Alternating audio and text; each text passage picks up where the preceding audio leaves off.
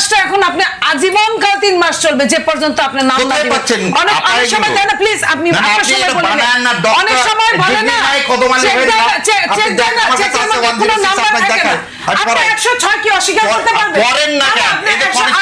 আপনি পড়েন না কেন? আপনি এটা রাখেন, আরে কোন হিসাব ফেলে দিচ্ছেন কেন? এটাই রাখেন, আমি সম্মান করে রাখি। সম্মান করে রাখেন, পড়েন না কেন? এটা কি ছোড়া আপনি ব্যারিস্টার সাহেব আইন শিখাতে আসেন না।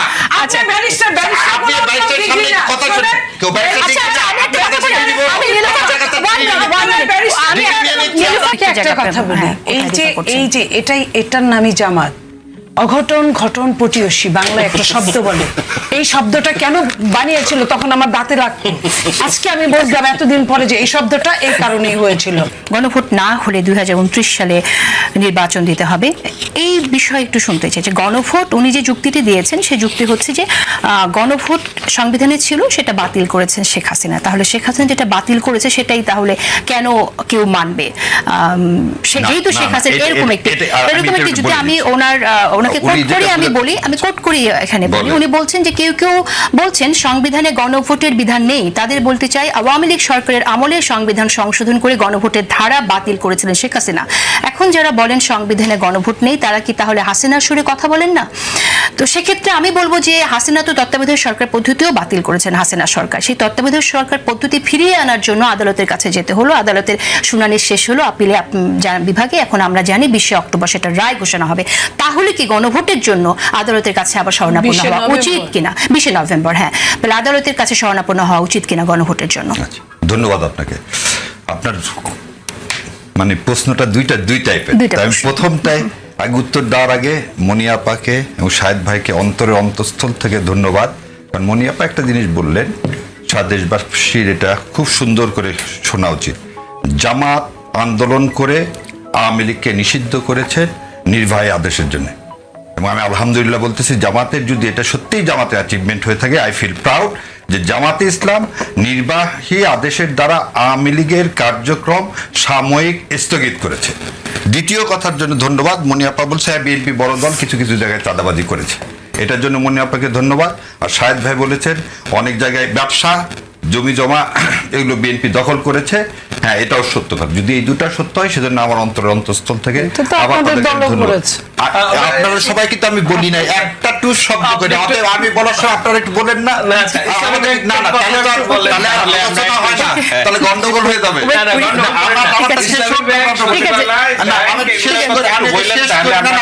বলেন রে ভাই, আচ্ছা আপনার কথাই তো আপনাকে ধন্যবাদ দিচ্ছি। আমি বলি এখানে শাহিদ এক্সপেক্ট করছে আপনিও একটু ইসলামী ব্যাংকের কথা বলেন, অন্যান্য বিষয়গুলো বলেন আর কি। আপনি যেটা বলছেন যদি ইসলামী ব্যাংক, আমি আপনাকে ইসলামী ব্যাংকের জন্য আমি মামলা ফাইল করছি, মামলা ইজ পেন্ডিং। যদি জামাতে ইসলামী ব্যাংক দখল করে থাকতো তাহলে আমি মামলা করতাম না, এবং মামলা করছি কবে সেটা বলে দিচ্ছি 2024 সালের সেপ্টেম্বর মাসে হাইকোর্টে that writ is still pending. কিন্তু জামাত নেতাদের খরচপাতি ইসলামী ব্যাংক থেকে হয়, হ্যাঁ টিকিটও করা হয় ইসলামী ব্যাংক। এটা যদি বলে এটা সিএসআর ফান্ড থেকে জামাত ইসলাম যদি দেখায়, আপনাকে তাহলে প্রুফ দেখাতে হবে, প্রুফ ছাড়াই এখানে আমি কথা বলতে পারবো। এই সরকার সাংবিধানিক সরকার না, এই সরকার জনগণের ইচ্ছার বহিঃপ্রকাশ সরকার। এই সরকার যে শপথ নিয়েছে 8 তারিখে, সেটা হচ্ছে একটা অলিখিত সংবিধানের আওতায় শপথ নিয়েছে, এবং এই সরকার 106-এর বিধান মতো কোনো সরকার না। সেটা আজকে সে মামলাও পেন্ডিং যে এই সরকার 106-এর সরকার না, কারণ 106 কোনো অর্ডারই 106-এর ভিত্তিতে কোনো অর্ডারই আজকে খুঁজে পাওয়া যাচ্ছে না। আচ্ছা, তাহলে যদি কোনো অর্ডার না থাকে, কোর্টের অর্ডার হলে তার একটা রেকর্ড থাকতে হবে। এটাকে চ্যালেঞ্জ করে করা হয়েছিল, সেটা কিন্তু সেই চ্যালেঞ্জটা টেকে নেই না, বলে দিচ্ছি আপনাকে, সেটা সে জায়গায় নিয়ে যাচ্ছে। 106-এর কোনো ফাইল নাই কোথাও। সো ওই চিলে কান নিয়ে তার মতো 16 একটা অর্ডার পাস হয়েছে, কিন্তু দেয়ার ইজ নো ফাইল। আর একটা জিনিস দেখেন, জুলাই ঘোষণাপত্রে বলা ছিল এই সরকার হচ্ছে 106-এর সরকার, জুলাই সনদে এসে কিন্তু সেই 106টা তুলে দেওয়া হলো। কেন তুলে দেওয়া হলো? যখন দেখা গেল 106 অ্যাকচুয়ালি নাই, তাহলে এই কনস্টিটিউশনের বাইরে যদি সরকার হয়ে থাকে, তাহলে আমরা যে ভোট চাচ্ছি ফেব্রুয়ারি মাসে চাই, জানুয়ারি মাসে চাই, ডিসেম্বরে চাই, এটা তো একটা ম্যান্ডেট লাগবে। ম্যান্ডেটটা কি হবে? ম্যান্ডেটটা হতে হবে জুলাই সনদ। এই জুলাই সনদে আমরা কিন্তু এগ্রি করছি, কি করছি, 6টা কমিশনের যে রিপোর্ট তার উপর ভিত্তি করে আমরা সংস্কার করব। এবং না, না, আমি একটু বলি একটা বিষয় বলতে চাচ্ছি আমি, সেটা হচ্ছে আপনি জুলাই সনদ তো সংস্কার এবং নতুন বাংলাদেশ বিনির্মাণ আগামীতে আপনার রাষ্ট্র পরিচালনা কিভাবে হবে সেটার একটা সনদ। আর আপনি যেটা বলছেন যে 106 যেহেতু খুঁজে পাওয়া যাচ্ছে না রায়, সুতরাং এই সরকার অসাংবিধানিক সরকার এবং এই সরকার অসাংবিধানিক, এই সরকার সংবিধানের বাইরে, সংবিধানের বাইরে মানে অসাংবিধানিক। অলিখিত সংবিধান দুটো আলাদা। আমি একটু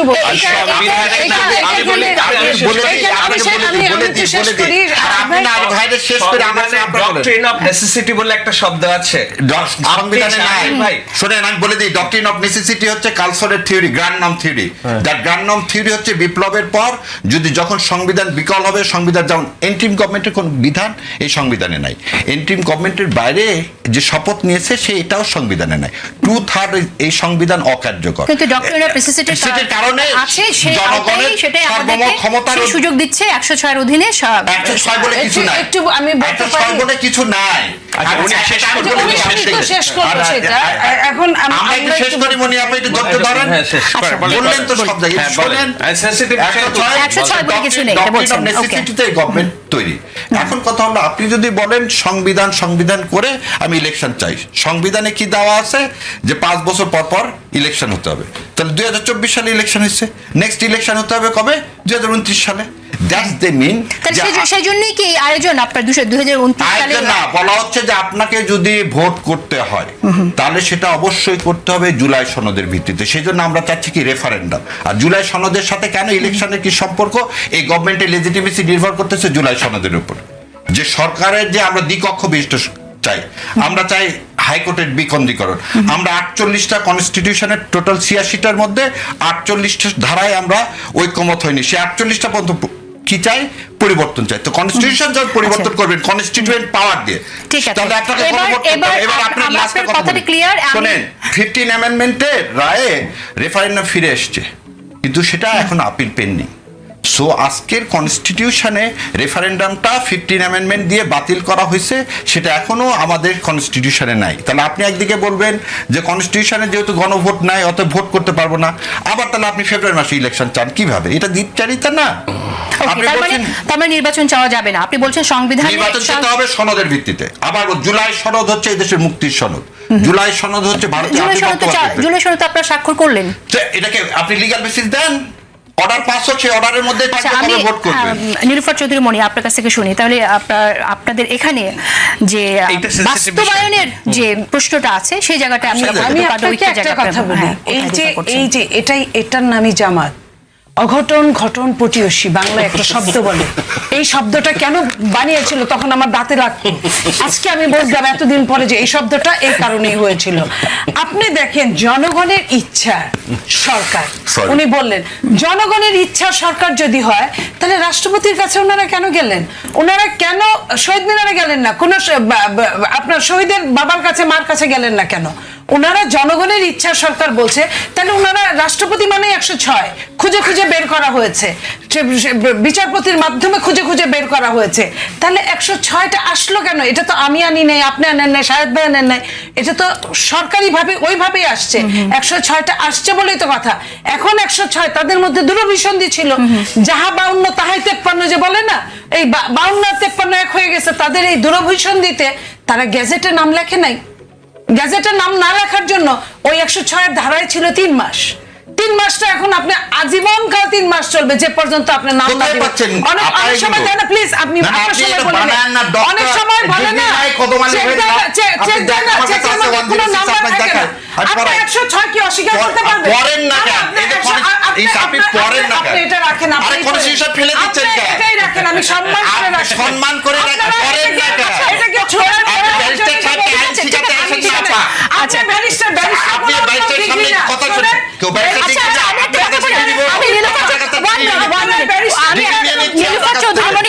আমি একটা কথা বলি, আপনাকে কেউ আইন শেখাবে না, আপনি সুপ্রিম কোর্টের আইনজীবী।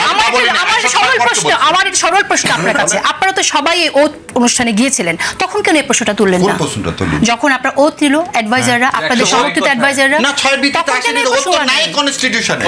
তখন আপনারা এই ওথ যে 6 আছে জুলাই ঘোষণাপত্র উনি বললেন, তাহলে জুলাই সনদ 106 নাই, বিএনপি তো ওটা নিয়েই কথা বলছে, বিএনপি তো এটা চায় না, বিএনপি যেটা চায়, যেটা সিগনেচার করছে সেটা চায়, যেটা থেকে বাদ দিচ্ছে সেটা তো চায় না। শাহরিয়ার ভাই যেটা বলতে চাচ্ছেন, আপনার বয়স কত হবে শাহরিয়ার ভাই? এখন আমি ধরলাম কত 45? না তার চেয়েও বেশি ভাই। 50? ওকে, 50 বছর এসে যদি আপনি বলেন আপনার বাবা মাকে তোমরা যে বিয়ে করছিলে এটা লিগ্যাল কোনো ডকুমেন্ট আছে আমাকে দেখাও, তাইলে আমি একটা অবৈধ সন্তান। এটা লক্ষ লক্ষ কোটি মানুষের সামনে একটা গণ অভ্যুত্থান হয়ে গেল, এত মানুষ শেখ হাসিনা পালালো, 2000 মানুষের জীবন গেল, এরপরে একটা বছর ধরে আমরা ক্যামেরা ট্রায়ালের মাধ্যমে সবকিছু আলাপ করলাম, সরকার গঠন করলাম, এভরিথিং ইজ ডকুমেন্টেড।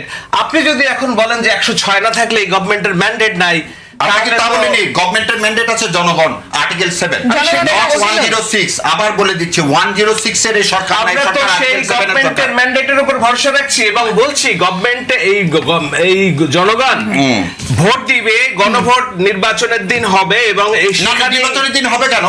গণভোটের ভিত্তিতে আপনাকে ইলেকশন করতে হবে। ইলেকশন কিসের উপর করবেন আপনি? তাহলে আপনি ইলেকশনটা করবেন কোন আইনের বলে এটা বলেন না কেন? এর মধ্যে কোন আইনের বলে? এই সংবিধানে গণভোটটা এখন কোথায় আছে? আপনাকে আগে সেটা বলাতে গণভোট নাই, গণভোট আপনি 12 ফেব্রুয়ারি গণভোট চান কিভাবে? গণভোট তো আপনার সংবিধানে নাই। আপনারা মেনে নিলাম, আপা গণভোট নাই, করলাম না। আপনি একটু দেখান কোন আর্টিকেল আন্ডারে ইলেকশন, গণভোটের জন্য কোন আর্টিকেল আন্ডারে ইলেকশন সেটা দেখান না কেন আপা? বলেন, দেখাতে হবে, বলেন। আপনি কি বলছেন যে এই সংবিধান বাতিল হয়ে গেছে এটা বলছেন? This constitution had been abandoned. তাহলে রাষ্ট্রপতির অধীনে আপনারা এখন এই দেশে আছেন কেন? কেন রাষ্ট্রপতি? He is the last constitutional lord. আপনাকে আবার বলে দিচ্ছি, এটা উত্তর দেন। গোজামিল দিয়ে চলছে। No, গোজামিল দিয়ে চলতেছে No, না। এটা আপনাকে আপনারা আসলে কি চান? আপনারা আসলে চান না আমাদের মুক্তিযুদ্ধের মাধ্যমে আপনারা 71 থেকে এই সংবিধানকে ফেলে দিয়ে তারা তাদের মতো একটা সংবিধান চায়, যে সংবিধানে আমাদের মতো না, দেশের মানুষের জন্য সংবিধান। এটা ভারতের সংবিধান তো এই ভারতের ড্রাফটের সংবিধান। এই যে উনি এতক্ষণ আসছেন, উনি বাংলাদেশ রাষ্ট্রের এই যে ভিত্তি সংবিধান এটাকে অস্বীকার করেন। কোনটা? এই যে সংবিধান, ভারতের ড্রাফটের সংবিধানকে অস্বীকার করেন। ভারতের সংবিধান দিয়ে আপনারা এই 30-35 বছর 54 বছর বাংলাদেশের রাজনীতি করছেন। এই 53 বছরের ফলেই তো আমার এতগুলো ছেলেপেলে জীবন দিতে হলো। তাহলে আপনি মনস্টার তৈরি হলো তো এই কনস্টিটিউশনের মধ্যে। তাহলে আপনি শুরু থেকে আলোচনায় সংবিধান পরিবর্তনের আলোচনা করেন নাই। সেটাই তো আপনার জুলাই সনদটা কিসের ভাই? জুলাই সনদ কোন সংবিধান না। ও জুলাই সনদ, তাহলে আপনাকে জুলাই সনদ সংবিধান না, সংবিধান এই রাষ্ট্রের ভিত্তি। যেই ভিত্তির কারণে বাংলাদেশ রাষ্ট্রে এখন একজন প্রেসিডেন্ট, আওয়ামী লীগের প্রেম চুপ্পুকে আমরা রেখে দিয়েছি, কারণ this is the last constitutional হল।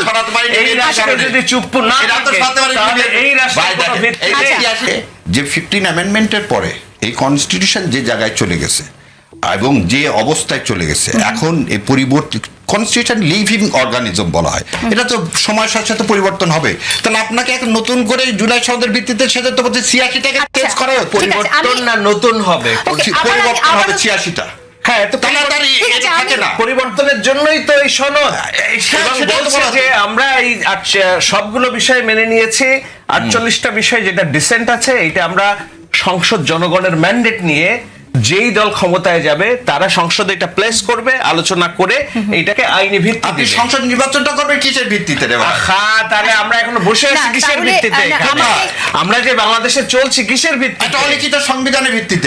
অবৈধ বাংলাদেশে আমরা চলছি। অবৈধ না, আপনারা অলিখিত সংবিধানের মাধ্যমে চলতেছেন, যাতে তো ডক্ট্রিন অফ নেসেসিটি আপনি নিজেই বলছেন। এক্স্যাক্টলি, তো ডক্ট্রিন অফ নেসেসিটি মানলে কেন আপনাকে সবকিছু ঠিক আছে কিন্তু ইলেকশনটা আমরা হতে দিব না? ইলেকশন হতে দিব না কেন? ইলেকশন হবে না, আপনি এটা পাস করে নেন না কেন? জিয়াউর রহমান সাহেব তো আগে কি করছেন? গণভোট করছেন। আগে গণভোট করছেন। আপনি parliament form of government change করলেন 91 সালে, আগে গণভোট করছেন। হবে না, হবে না। আমাদের আসলে তো সমস্যাটা কি? আমি একটু এখানে জিজ্ঞেস করছি, একটা জিনিস আমি জানতে চাইছি, সেটা হচ্ছে যে গণভোটের কথা যে বলছেন, ইতিহাসে সংবিধানের এতগুলো সংস্কার নিয়ে, এতগুলো প্রস্তাবনা নিয়ে গণভোট হয় নাই। আপনি যতগুলো প্রস্তাবনা এখানে দেয়া হচ্ছে সেখানে কিন্তু যে সাধারণ মানুষ মনে করতে পারে যে এই প্রস্তাবনাটা আমি এগ্রি করছি না। এটা একজন ব্যক্তির কাজকে কেউ সমর্থন করছে কিনা সেই বিষয়ে গণভোট কিন্তু না, সেই প্রসঙ্গগুলো আছে। এবং তারপর আবার আরেকটি দলের কথা হচ্ছে তাদের কিছু এখানে নোট অফ ডিসেন্ট আছে, সেই নোট অফ ডিসেন্ট ছাড়া যখন গণভোটটা হবে সেই গণভোট তারা ভবিষ্যতে গিয়ে মানবে কিনা সেই প্রসঙ্গ থাকছে। আমি নীলুফার চৌধুরী মনি, আচ্ছা উনি বেশি ফের পাচ্ছেন। একটু বলি, হ্যাঁ 19 দফায় হ্যাঁ, কিন্তু একজন ব্যক্তির একটা একজন 19 দফা ব্যক্তির বলছে কাজ। কর্মপন্থা এবং অনুচ্ছেদের নীতিসমূহ। কর্মপন্থা সংবিধান সংস্কারের 48টি প্রস্তাবনা না, সেখানে 18টা ছিল। সেটাও 18টা ছিল। ওকে, আমরা শাহেদের আমার কথা একটা শুনতে চাই। বিনীত প্রশ্ন, সেটা বলেন, হলো বলেন। আপনারা কেন ভাবছেন যে গণভোটে হ্যাঁ জয়যুক্ত হবে? না যদি- রাজনৈতিক ধরে ভাই কোনো সমস্যা নাই। তাহলে যদি আপনি না constitution জয়যুক্ত হয় তাহলে দিয়েছেন। আমার 2000 ছাত্র জনতার এই অভ্যুত্থান অবৈধ হয়ে যাবে। আপনার অবৈধ আপনি যেটা শেখ বলছেন হাসিনা রেজিম আবার ফিরে আসবে, যারা এটা রাষ্ট্রপতি বলছে- ডিক্রি জারি করবে যে শোনেন, না এই ধরনের কোনো শোনেন, কিছু হয় না, আপনার- এখনো বৈধ আচ্ছা, আমরা প্রধানমন্ত্রী শেখ একজনের হাসিনা।